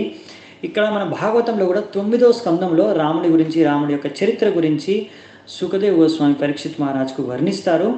విస్తృత రూపంలో రామాయణం అంత వాల్మీకి రామాయణం అంత ఉండదు, ఎందుకంటే దానికి సపరేట్ బుక్ ఉందనేసి సుఖదేవ్ గోస్వామి వారు పరీక్షిత్ మహారాజ్ చెప్తారు. మీరు చిన్నప్పటి నుంచి ఆల్రెడీ రాముడి గురించి చాలా వినే ఉంటారు. మహాముని వాల్మీకి ఆల్రెడీ రాసేశారు, ఎందుకంటే త్రేతాయుగంలో జరిగింది రామాయణం. ఇప్పుడు ద్వాపరయుగం ఇక్కడ వీళ్ళున్నది. పరీక్షిత్ మహారాజ్ సుఖదేవ్ అది ద్వాపర యుగం కూడా ఆల్మోస్ట్ అయిపోవచ్చింది. సో అందుకని ఆయన రామాయణాన్ని కూడా చర్చించారు 9వ స్కందంలో. అక్కడ మనం చర్చించుకుందాం మళ్ళీ. నెక్స్ట్ 23వ శ్లోకం. ఇక్కడ ఇప్పటివరకు ఎన్ని అయిపోయాయి మనకి? 19 అయిపోయాయి అనుకుంటా, 18 అయిపోయాయి. ఇది 19th శ్లోకం. ఏకోనవింశే వింశతి మే వృష్ణిషు ప్రాప్య జన్మని రామకృష్ణావితి భువో భగవాన్ హృద్భరం. సో ఇక్కడ రాముడు కృష్ణుడు ఇద్దరు ఒకేసారి జన్మించాడు. భగవంతుడు రాముడు రూపంలో వచ్చాడు, మళ్ళీ కృష్ణుడు రూపంలో కూడా ఈ వృష్ణి వంశం అంటే యదు వంశంలో వాళ్ళు జన్మించారు. ఇక్కడ వచ్చి ఎందుకు? ఈ యొక్క పృథ్వీ యొక్క భారాన్ని తగ్గించడానికి. అంటే ఆ టైంలో చాలామంది అసురులు పెరిగిపోయారంటారా, అంటే అసురులు అంటే కంస ఒకడు, కానీ చాలామంది ఇలా జరాసంద, శిశుపాలు ఎంతోమంది ఉన్నారు. అందుకే మహాభారతం కూడా జరిగింది అన్నాడు. వాళ్ళందరినీ చంపేసి పృథ్వీకి భారాన్ని తగ్గించడానికి. పృథ్వీ ఎంతమంది ప్రాణులు ఉన్నా కానీ, ఎన్ని జీవులు ఉన్నా, ఎన్ని మనుషులు పెరిగినా, పాపులేషన్ జనాభా ఎంత పెరిగినా అండి, పృథ్వీకి ఎప్పుడు భారం అనిపించదు అనమాట. భారం ఎప్పుడు అనిపిస్తుందంటే ఎప్పుడైతే వీళ్ళు పాపాత్ములు, అసురులు వీళ్ళు పెరిగిపోతారో అప్పుడు పృథ్వీకి భారం. ఆ భారాన్ని తగ్గించడానికి కృష్ణుడు మరియు బలరాముడు రూపంలో మనకి భగవంతుడు అవతరించాడు. సో ఈ యొక్క అవతారాలు మళ్ళీ మనము విస్తృత రూపంలో 10వ స్కందంలో ఎన్నో అధ్యాయాలు ఉన్నాయి, 90 నుంచి 100 అధ్యాయాలు ఉన్నాయి. అప్పుడు మనం చర్చించుకుందాము. ఇప్పుడు ముందుకెళ్దాము 24వ శ్లోకంలో. ఇక్కడ నెక్స్ట్ మనం 20th అవతారం కదా. తతః కలౌ ఇక్కడ 2 అయిపోయాయి మనకి, 19, 20 కృష్ణుడు బలరాముడు 2, కాబట్టి ఇక్కడ 21 వచ్చేస్తుంది మనకి ఇప్పుడు. తతః కలౌ సంప్రవృత్తే సమ్మోహాయ సురద్విషాం బుద్ధో నామ్నాంజనసుతః కీకటేషు భవిష్యతి. ఇప్పుడు చూడండి, భవిష్యత్తులో ఎవరు రాబోతున్నారో ఇక్కడ చెప్తారు. భవిష్యతి అంటే ఇంకా అవతారం ఎత్తలేదు, అంటే ఇది ఇప్పుడు ఆల్రెడీ అవతారం ఎత్తేసాడు, కానీ భాగవతం రాసినప్పుడు ఇంకా ఈ అవతారం రాలేదు. ఎవరి అవతారం? బుద్ధ అవతారం, భగవాన్ బుద్ధుడు. ఈయన కూడా భగవాన్ విష్ణు యొక్క అవతారం. ఇక్కడ చూడండి, ఇక్కడ ఏం రాశారంటే కీకటేషు భవిష్యతి. కీకటేషు అనే ప్రాంతాన్ని బీహార్గా, ఇక్కడ మనకు బీహార్గా ప్రభుపాద్ వారు వర్ణిస్తారు అది ఆ ప్రదేశాన్ని. ఎందుకంటే మన ప్రదేశాల యొక్క పేర్లు సమయానుసారంగా మారుతూ ఉంటాయండి, అవునా. ఇప్పుడు చెన్నై అంటాం, ముందు దాని పేరు మద్రాస్, అవునా. అలాగే ఇప్పుడు ముంబై అంటాం, ముందు బాంబే దాని పేరు. ఇప్పుడు ప్రయాగ్, దాని ముందు దాన్ని అలహాబాద్ అనేవారు. సో దాని ముందు మళ్ళీ ప్రయాగ్ ఉండేది అనుకోండి, ప్రయాగ్రాజ్. అలా అప్పుడు అంటే మనం చూసిన 100 ఏళ్లలోనే ఎన్ని పేర్లు మారిపోతే ఈ 1000 సంవత్సరాలకి ఎన్నిసార్లు మారిపోతాయండి స్థానాలు. కనుక ఇక్కడ మనం కొన్ని స్థానాల పేర్లు సేమ్ ఉంటాయి, కొన్ని వేరు అవుతాయి. కాబట్టి ఇక్కడ మనకి కికటేష్ అనే ప్రాంతం పేరు ఇచ్చారు ప్రభుపాదుల వారు. దాన్ని బీహార్ గాయాధామ్గా మనకి ఇక్కడ రాశారు. సో అక్కడ బుద్ధ అవతారంలో భగవంతుడు జన్మిస్తాడు. అంజనామాత, ఆయన పేరు ఆయన యొక్క అమ్మ పేరు అంజనా దేవిగా, ఆమె యొక్క పుత్రునిగా బుద్ధుడు జన్మిస్తాడు అని ఇచ్చారన్నమాట. ఆయన ఏం చేస్తాడంటే జన్మించి భవిష్యత్తులో ఏం చేయబోతాడో ముందే రాసేశారు. సమ్మోహయ సురద్విషాం అంటే ఎవరైతే భగవంతుడిని ద్వేషిస్తారో, దేవతల్ని ద్వేషిస్తారో, అలాంటి వాళ్ళని, ఎవరికైతే ద్వేషణ ఉందో భగవంతుడి వైపు, దేవతల వైపు, అలాంటి వాళ్ళు ఉంటారు చాలామంది. అయితే వీళ్ళు ఆ టైంలో ఏం జరిగిందంటే, ఎప్పుడైతే భగవంతుడు బుద్ధి రూపంలో ఎందుకు రావాల్సి వచ్చింది, ఈ విషయాన్ని మనం కొద్దిగా ప్రభుపాదుల వారు బాగా విస్తృత రూపంలో చర్చిస్తారు. మనం కూడా చర్చించుకోవడానికి ట్రై చేద్దామంట 10-15 నిమిషాల్లో. నెక్స్ట్ ఇంకా దాని తర్వాత ఒకే అవతారం ఉంది, అది కల్కి అవతారం. దాంతో మనకి ఎండ్ అయిపోతుంది అవతారాలు. సో ఈ కలియుగం స్టార్టింగ్లో బుద్ధ అవతారం వస్తుంది కదా. అప్పుడు ఏమైందంటే, కలియుగంలో మనం చెప్పుకున్నాం కదా ఆల్రెడీ, మంద సుమంద మతయో మంద భాగ్య పాత్రత ప్రాయనల్పాయుష సభ్యం, ఇవన్నీ చాలా లక్షణాలు ఉన్నాయి కలియుగ వాసులకి. మనం ఆల్రెడీ ఫస్ట్ 10వ నంబర్ శ్లోకం మొదటి అధ్యాయంలోనే చర్చించుకున్నాం. సో అలాంటి సమయంలో ఏముందంటే, కలియుగ వాసులందరూ వీళ్ళు వేదాల్ని, అంటే వేదాలు మనకు చెప్పేది ఏంటంటే సనాతన ధర్మం గురించి. ఈ వేదాలు, సనాతన ధర్మం అనేది సృష్టి ఆరంభమైనప్పటి నుంచి ఉన్నాయండి. ఈరోజు తయారు చేసినవి కాదు, మనుషులు తయారు చేసినవి కాదు, భగవంతుడే ఇచ్చాడు. సనాతన ధర్మం అనేది సనాతన కాలం నుంచి ఉందండి. సో ఇప్పుడు ఇక్కడ కలియుగ వాసులు ఏం చేశారంటే, ఆ వేదశాస్త్రాల నుంచి సనాతన ధర్మాన్ని పాటించి మనం భగవద్ధామానికి ఎలా చేరుకోవాలనే ఒక పథాన్ని, ఒక డైరెక్షన్ని మనకి ఆ సనాతన ధర్మం యొక్క శిక్షలు, వేదాలు ఇస్తాయి. కానీ వీళ్ళు ఏం చేశారంటే, ఆ వేదాల్లో మేము చెప్పాను కదా చాలా ఉంటాయని, కొన్ని కలియుగంలోకి వర్జితం, అంటే కలియుగంలో కొన్ని విషయాలు చేయకూడదు. వేదాల్లో చెప్పారు ఏ యుగంలో ఏ చేయాలో, ఏ పనులు చేయాలో, మీరు ఏ పాటించాలో నియమాలు అన్నీ కూడా మనకి శాస్త్రాల్లో ఉన్నాయి. కలియుగంలో ఈ యొక్క పశువులని బలి ఇవ్వడం, యజ్ఞాల్లో కానీ ఇంకే రూపంలో కానీ, అది కలియుగంలో యజ్ఞాల్లో కానీ ఇలా పశువుల్ని బలి ఇవ్వడం, దాన్ని వర్జించారనమాట కలియుగంలో. ఎందుకంటే కలియుగంలో దానికి యోగ్య బ్రాహ్మణులు లేరు. ముందు కాలంలో ఏమయ్యేదంటే, ముందు కూడా చెప్పాను కదా భగవద్గీతలో కూడా, ఎప్పుడైతే యజ్ఞాలు చేసేవారో ఆ యజ్ఞ యొక్క ఫలాన్ని, అంటే యజ్ఞ సక్సెస్ఫుల్, విజయవంతంగా అయిందా లేదా అని తెలుసుకోవడానికి వాళ్ళు ఒక పశువుని బలిగా ఇచ్చేవారు ఆ యజ్ఞంలో. అప్పుడు ఆ పశువుకి కొత్త శరీరం వచ్చేది, అంటే ఫ్రెష్ యంగ్ బాడీ, యవ్వన శరీరం ప్రాప్తించేది. లేకపోతే పశువుకి డైరెక్ట్గా మనుష్య శరీరం వచ్చేది.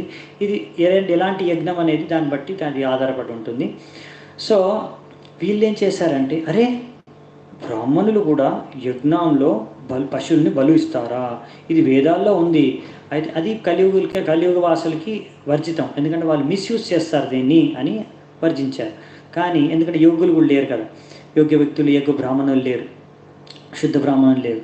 కానీ వీళ్ళు ఏం చేశారు, కలియుగంలో ఆ సమయంలో ఈ సనాతన శిక్షలు, వేదశాస్త్రాల నుంచే, ఈ వేదాల్లోంచి ఎక్కడెక్కడ ఈ యొక్క కర్మకాండ ఉన్నాయో సెక్షన్స్, అక్కడెక్కడెక్కడ ఈ పశువు బలి గురించి ఉందో అవన్నీ తీసి మనం పశువుని బలించుకోవచ్చని, ఎక్కడ పడితే అక్కడ పశువుని బలించడం, అంటే మళ్ళీ తినడానికి, మాంసం తినడం, అంటే ఇలా అందరూ అంటే మెజారిటీ అండి.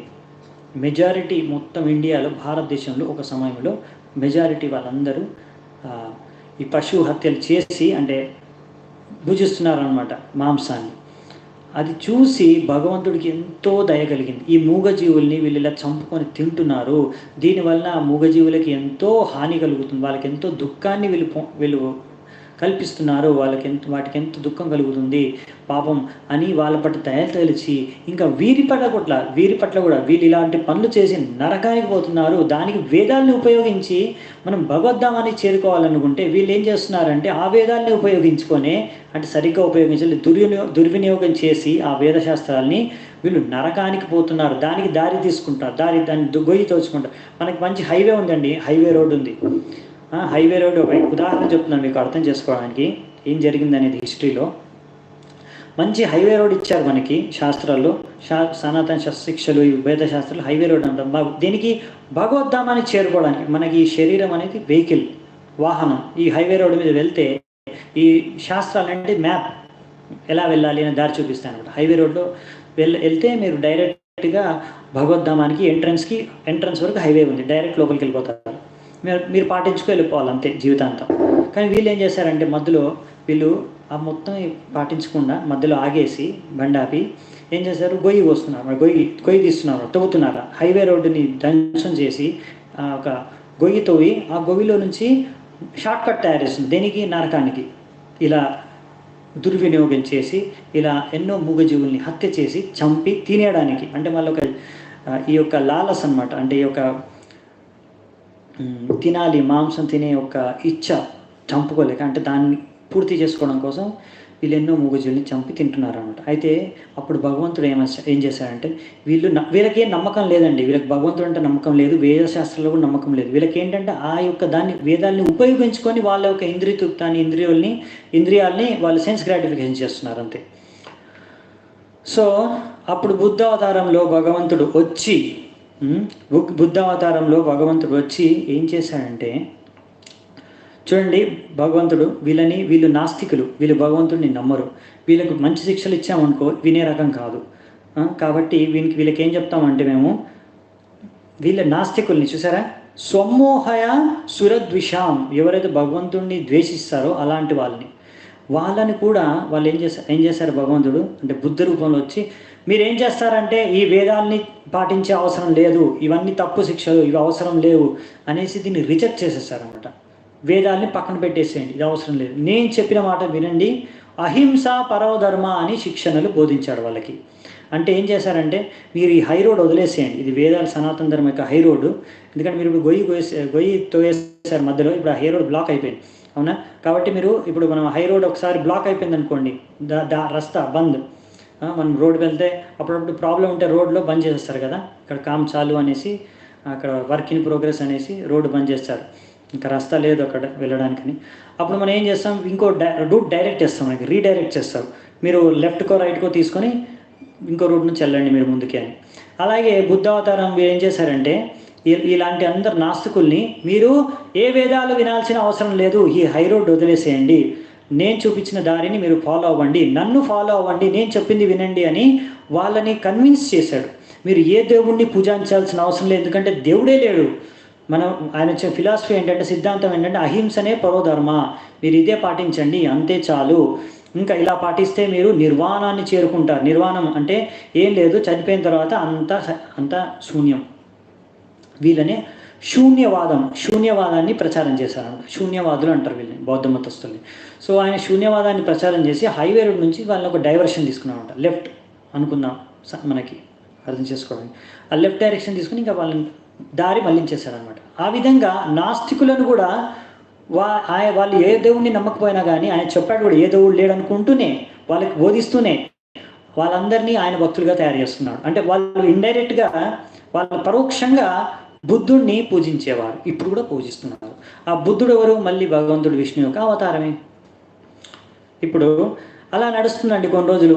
కొన్ని రోజులు అయిన తర్వాత ఏమైంది, ఇంకా అశోకుడు వచ్చిన తర్వాత బౌద్ధ మతాన్ని ఎంతో బాగా ప్రచారం చేసి భారతదేశమే కాకుండా భారతదేశం నుంచి శ్రీలంక, చైనా, జపాన్ ఇంకా ఎన్నో దేశాలకు వ్యాపించి చేస్తాడు. కానీ ఇది అసలు శాస్త్రం అంటే అసలు జ్ఞానం కాదు, వేదాల్ని పక్కన పెట్టి ఓన్లీ అహింస చేస్తే సరిపోతుంది. కానీ అహింస అనేది చాలా ఇంపార్టెంట్ అండి, నాన్ వైలెన్స్. మనం 4 నియమాలు పాటిస్తాము ఈ యొక్క కృష్ణ భావనామృతంలో, మనం పాటించే భక్తి మార్గంలో కూడా. అందులో ఒకటి ఏంటంటే మనము మాంసాన్ని భుజించము, నాన్ వెజిటేరియన్ తినము. ఎందుకంటే ఇదొక అధర్మానికి ఒక కారణం అనమాట. 4 పిల్లర్లు ఉంటే మెయిన్ అధర్మానికి అందులో ఒకటి అనమాట.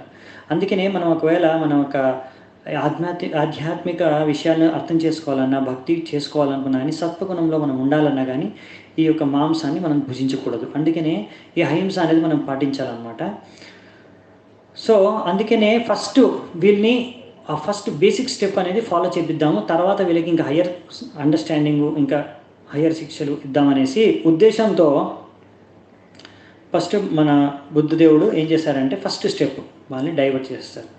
కానీ ఇది హైయెస్ట్ కాదు, మళ్ళీ హై రోడ్కి తీసుకురావాలి మనం. అంతే కదా, మనము ఈ రోడ్డు మెయిన్ రోడ్ బ్లాక్ అయిపోతే మనం గల్లీలోకి వెళ్తాము, లెఫ్ట్కో రైటో తీసుకొని. కానీ తర్వాత మళ్ళీ ఏడో తిరిగేసి మళ్ళీ అక్కడ ఇంకో దగ్గర హై రోడ్కి మళ్ళీ కనెక్ట్ అయ్యి మనం డెస్టినేషన్కి వెళ్ళిపోతాం. అవునా? ఇప్పుడు అదే దేవుడు కూడా చేస్తాం అనమాట. ఇప్పుడు ఏం చేస్తాడు భగవంతుడు, బుద్ధ రూపంలో అయిపోయిన తర్వాత ఇలా పోతున్నారు కదా, కానీ ఇది ఫైనల్ కాదు. అందుకే నెక్స్ట్ ఆయన భగవంతుడు శివుణ్ణి, మహాదేవుడు ఆయన ఏం చేస్తారు, ఆయనకు చెప్తారన్నమాట, మీరు ఇంకా నెక్స్ట్ స్టెప్ ఇంకొక టర్న్ తీసుకోవాలి కదా. మనం హైవేకి వెళ్ళాలంటే ఇప్పుడు లెఫ్ట్ తీసుకున్నారు, మళ్ళీ రైట్ తీసుకొని మళ్ళీ ఇంకో రైట్ తీసుకోవాలి, అప్పుడు రోడ్ ఎక్కుతారు హై రోడ్డుకి, హైవే రోడ్డుకి. అయితే ఇంకో రైట్ టర్న్కి ఆయన శంకరాచార్య రూపంలో, ఒక బ్రాహ్మణుడు రూపంలో, ఆయన సన్యాసి రూపంలో శివుడు ఒక అవతారం ఎత్తాడంట. ఆయనే శంకరాచార్యులు. శంకరాచార్యుల రూపంలో వచ్చి ఆయన అన్నాడు, వాళ్ళందరినీ వేదాల్ని పునర్స్థాపించాడు మళ్ళీ. ఇప్పుడు వీళ్ళందరూ నాస్తికులు అండి, వీళ్ళు భగవంతుడిని నమ్మరు. అయితే వాళ్ళకి ఎలా చెప్తారండి, మీరు భగవంతుడు దాసులు అవ్వండి, భగవంతుడి సేవకులు, మీరు భగవంతుడి సేవ చేయంటే వాళ్ళు ఒప్పుకోరు అనమాట. అందుకే వాళ్ళ నెక్స్ట్ స్టెప్ ఏం చెప్పారంటే ఆలోచించి, వాళ్ళకి అసత్శాస్త్రం, మాయావాదం అసత్శాస్త్రం అనే ఈ అసత్శాస్త్రాన్ని వాళ్ళకి బోధించాడు. వేదాల నుంచే వేదాలని కొంచెం ట్విస్ట్ చేసి దాని యొక్క అర్థాలని మార్చి వాళ్ళకి ఎలా నచ్చ చెప్పాడంటే, చూడండి ఈ వేదాలు ఎందుకు మీరు రిజెక్ట్ చేశారు, అవసరం లేదు రిజెక్ట్ చేయడం, దీన్ని ఎందుకు మీరు వదిలేశారు, వేదాలు ఇది మన ధర్మం, ఇది పాటించాలి. ఇందులో చూడండి, మీరు భగవంతుడు లేడని విషయం కాదు, భగవంతుడు ఉన్నాడు. కానీ మీకు అసలైన విషయాన్ని అర్థం చేసుకోవాలి ఏంటంటే, మీరే భగవంతులు అవ్వచ్చు. మీరు ఇంకా అదొక్కడి విషయాన్ని అర్థం చేసుకుంటే మీరు ముక్తి లభిస్తుంది. మీరు భగవంతునిలో లీనమైపోయి ఆ బ్రహ్మజ్యోతియే భగవంతుడు, ఇంకా ఏం భగవంతుడికి రూపం లేదు, భగవంతుడి ఇంకే అవతారం లేదు, ఆ బ్రహ్మజ్యోతియే. మీరు కూడా ఆ భగవంతుడి యొక్క భాగమే.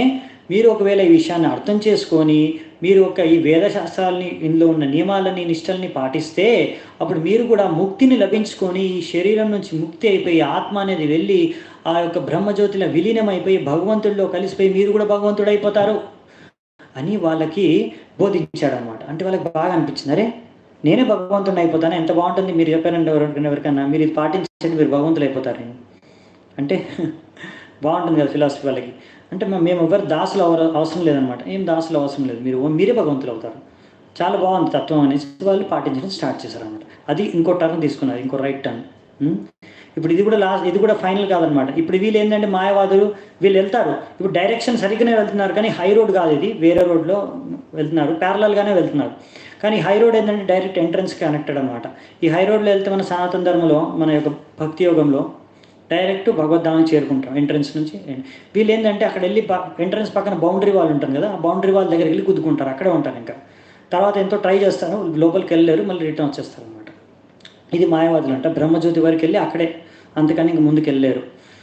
కాబట్టి అందుకని మళ్ళీ ఏం చేశారు, భగవంతుడు ఇంకా ఆచార్యుల రూపంలో వచ్చారనమాట. రామానుజాచార్య కానీ, మధ్వాచార్య కానీ, ఇంకా వల్లభాచార్య కానీ, శ్రీ చైతన్య మహాప్రభు, ఇలా ఇప్పుడు మళ్ళీ మన శిల ప్రభుపాదుల వారు, వీళ్ళందరూ ఆచార్యులు వచ్చి వీళ్ళు ఏం చేస్తారంటే ఇలా మాయావాదులుగా ఉన్న వాళ్ళందరినీ కూడా, అంటే ఒక సమయంలో అండి బుద్ధ మతం మొత్తం వ్యాపించిపోయింది భారతదేశంలో. అప్పుడు శంకరాచార్యులు వచ్చే ఈ యొక్క భారతదేశాన్ని నుంచి ఈ బౌద్ధ మతాన్ని తరిమి కొట్టేశారు. ఇప్పుడు బౌద్ధ మతం ఎక్కడుందండి, ఎంతమంది బుద్ధిస్టులు ఉన్నారు ఇండియాలో, పర్సంటేజ్ చాలా తక్కువ, ఎక్కడో కనిపిస్తారు, మీరు ఎక్కడో ఒకరు కనిపిస్తారు. అవునా?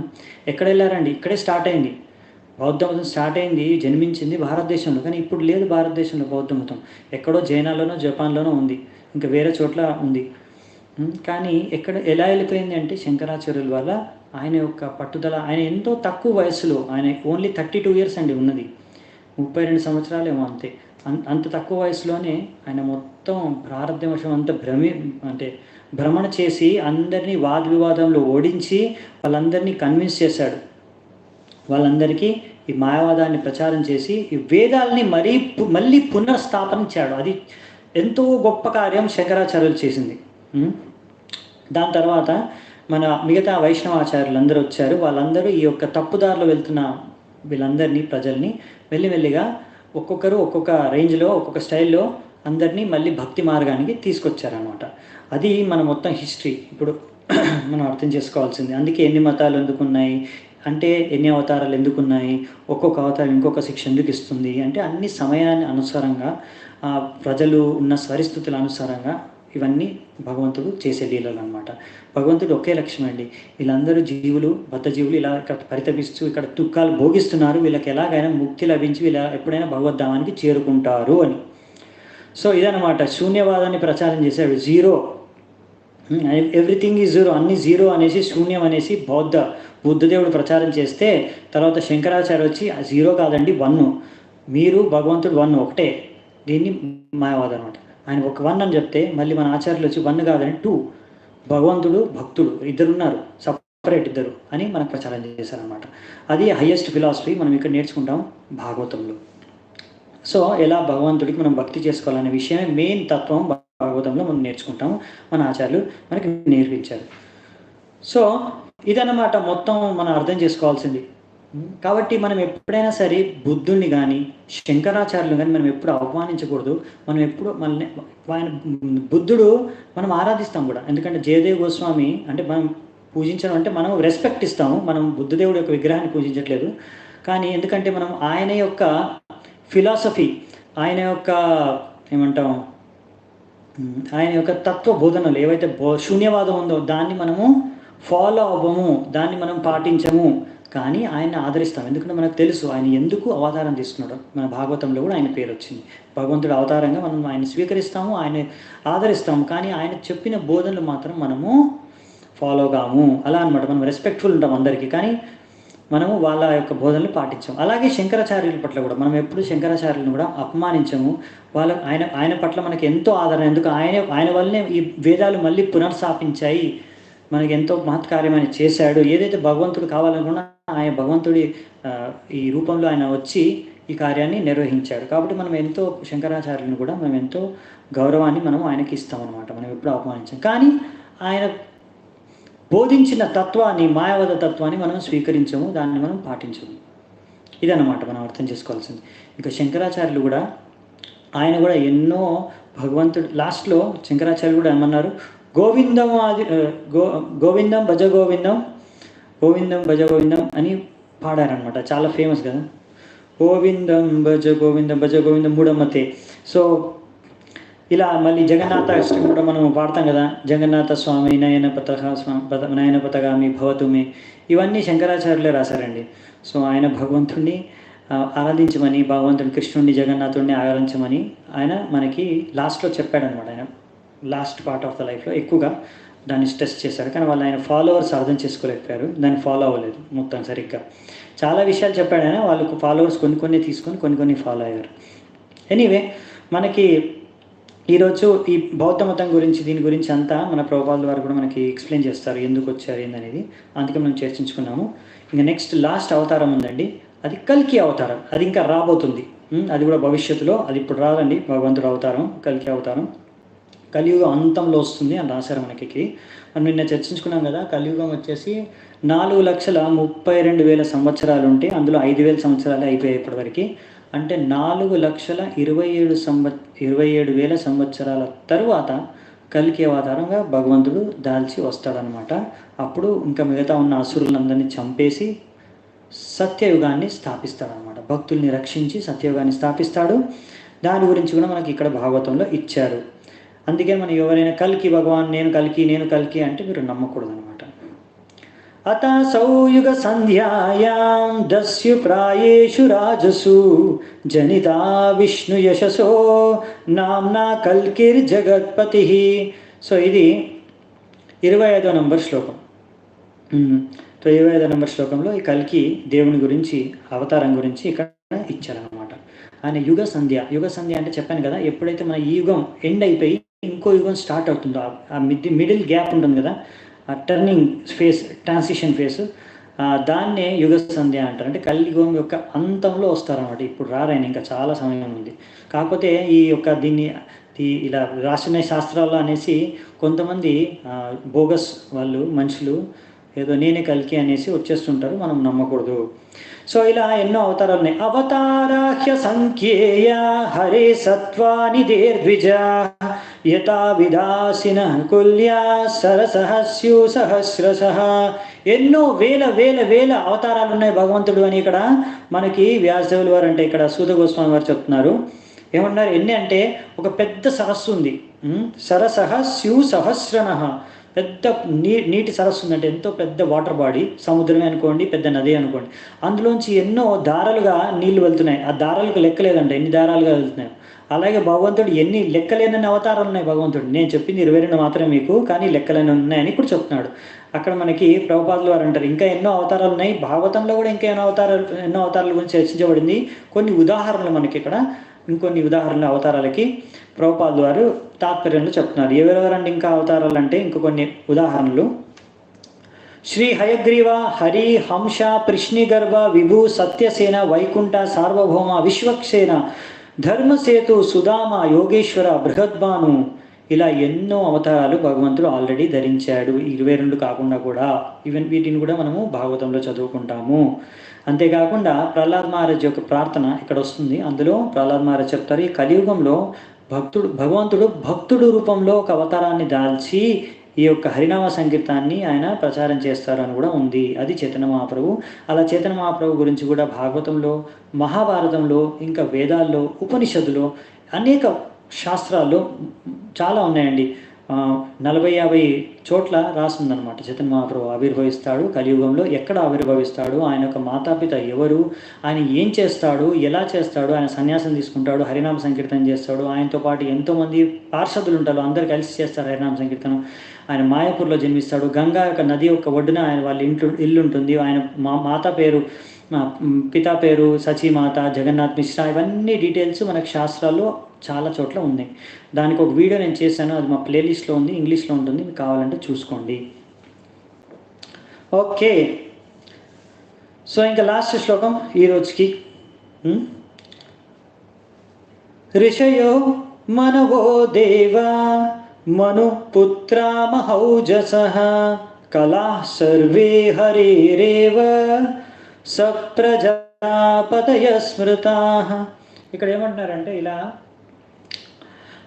చాలామంది భగవంతుడు ఎంతో మందిని ఆయన ఒక శక్తి వాళ్ళ దాంట్లో ప్రవేశించి, అంటే శక్తావేశ అవతారాలు వాళ్ళని ఎంపవర్ చేస్తారనమాట. వాళ్ళు ఎంతోమంది ఋషుల్ని, ఎంతోమంది మునుల్ని, ఎంతో మనువుల్ని, ఇంకా వాళ్ళ వంశాల్లో కూడా ఎంతోమంది మహామహారాజుల్ని కూడా ఇలా చేశారనమాట.